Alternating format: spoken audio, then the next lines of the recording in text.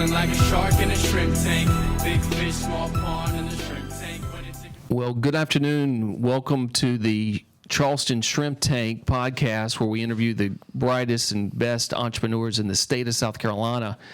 And our guest today is also my co-host, Ken Harrell, who is one of the premier lawyers in the state of South Carolina, and also they have a fantastic law firm called the Joye Law Firm, where Ken and his partner Mark Joye are the owners, founders, etc. And when it comes to personal injury, you'll see Ken all the time on TV, the billboards all the time. You'll see this gentleman, and he usually doesn't look like this. He usually has hair, but he went with shave the head April month, and he's growing it back, but it's still a good look for you. I like the hair better, but it's okay.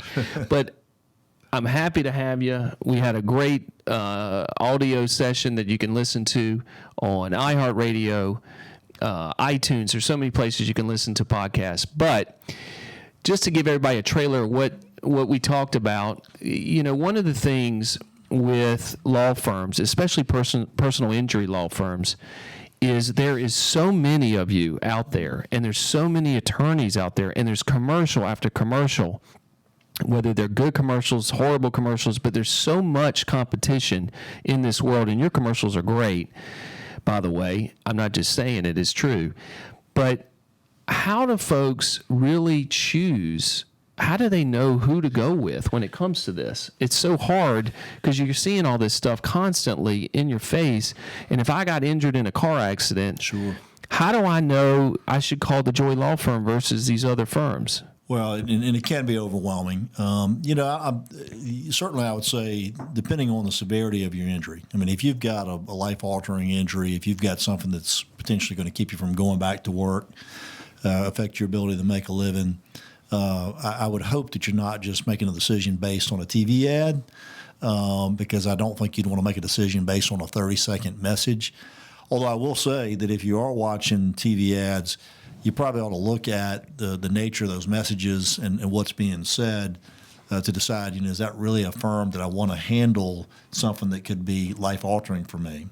I've often said to people, listen, if you get in a car accident and you have a neck strain, and you are in pain for a few weeks, it's not going to make that much difference which lawyer you hire. I mean, it really isn't, because your case is not going to be worth that much anyway.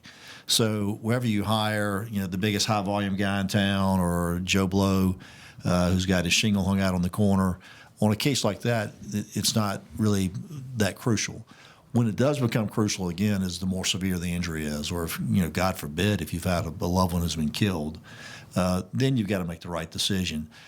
What are some of the things you can do? I mean, by all means, look at the websites, look at results. You want to see the type of results that a firm's obtained. Not that it guarantees what they're going to get on your case, but if you know that a firm has had multiple $1 million plus verdicts and settlements, that tells you that, hey, these guys have experience handling really serious cases. And especially if it's verdicts, because it's one thing, I always joke that the easiest way to get a $1 million settlement is to have a $2 million case.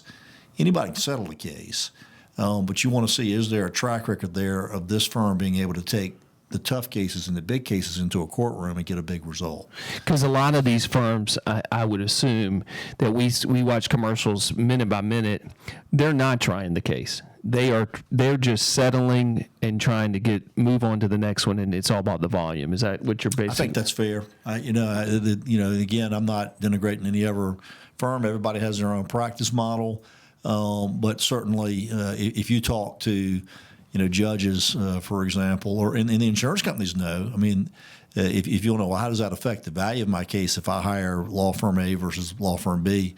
The insurance companies know which firms have the capability to take a case to trial and which firms are willing to take a case to trial. We had a case last fall involving a pretty prominent insurance company.